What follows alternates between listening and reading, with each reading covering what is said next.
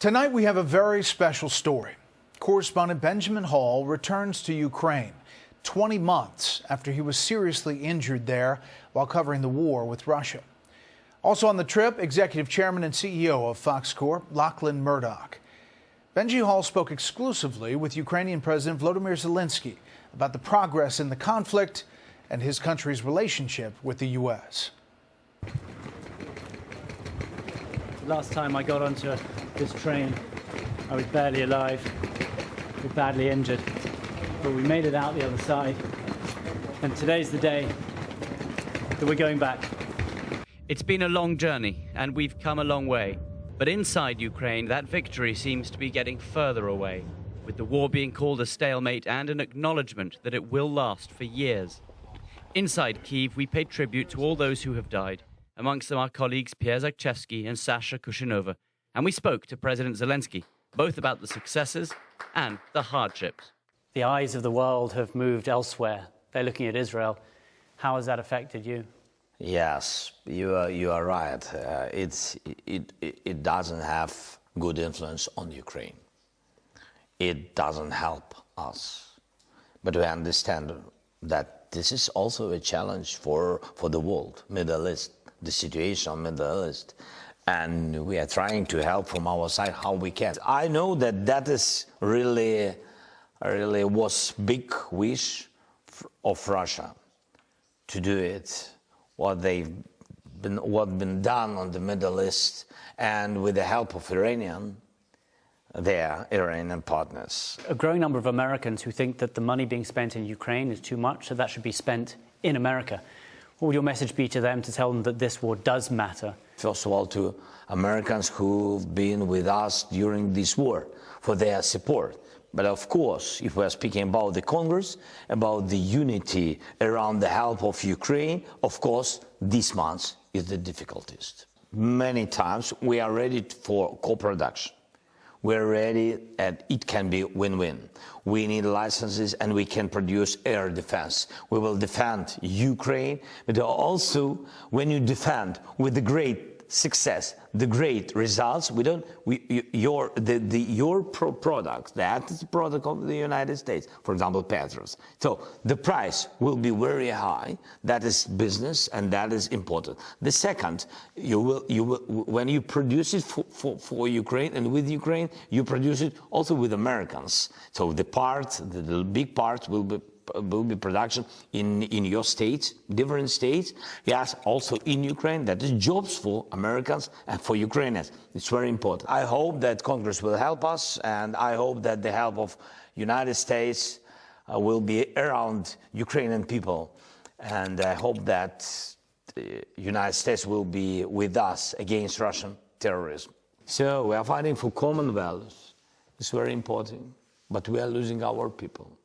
Not losing Europeans, Americans. I'm not wish you to have such, of course, such war on your territory. And I don't wish you, of course, to lose your soldiers. You must be watching the US election quite closely. And of course, there are already some splits on the Republican side about support for Ukraine. President Trump has said that he could get a peace deal very quickly. Let's speak with him and let him give this possibility to show what steps of his peace formula. Would you like to sit down with him and talk to him? Yes, I'm ready. I'm ready. Of course, if he has very concrete peace plan, he can share it with me. Yes, we can stop this war if we will give Russia Donbass and Crimea. To my mind, that our country will not be ready for such peace plan. That is not peace plan. I just wonder if you see this as the focal point of a battle between good and evil. China, Russia, Iran, North Korea on one side, the West on the other. And do you think that Ukraine is right at the beginning of what could become a wider conflict? I think that, yes, Ukraine today in the center of these global risks of the third world war. And I really think that Russia will push and until until the United States and China together will tell them very, very seriously to go out of the territory. This year we didn't have such success on the land, but we had some success in the Black Sea. I think it was also a very smart idea in the Black Sea, and we had success. And that's why if Russia will not go out, it means that politically in the world will lose. And the world had these losses politically. It means that Russia doesn't afraid of the power of the world power. Do you feel that without having advances on the battlefield, the counteroffensive not going as planned, that sends a bad message? This is not the good message. This is true. But I just want to say that we're staying strong. It's difficult for us. Yes, we need more successful results on the battlefield, but we need it for us, first of all. I just want to share with you that when we speak about the results on the battlefield, when we speak about the reforms, first of all, we need it. We, Ukrainians, need it. And then, again, I'm sorry that I'm repeating such message, but this is not movie. You know, it can't be magic, yes, each day.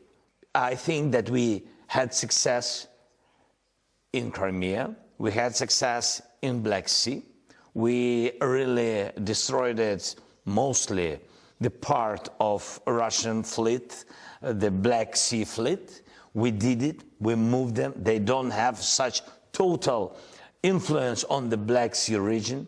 Two of my team were killed when I was injured, Pierre, our cameraman, and Sasha.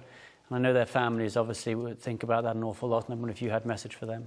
And I wanted to say my condolences to all the parents, relatives of those very brave guys, men and women who lost their lives because they really wanted to help Ukraine to be alive.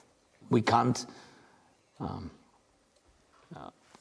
give you back, I mean, your alive sons and daughters, but we'll never forget it. So Brett, you know, it was an opportunity both to remember Pierre and Sasha.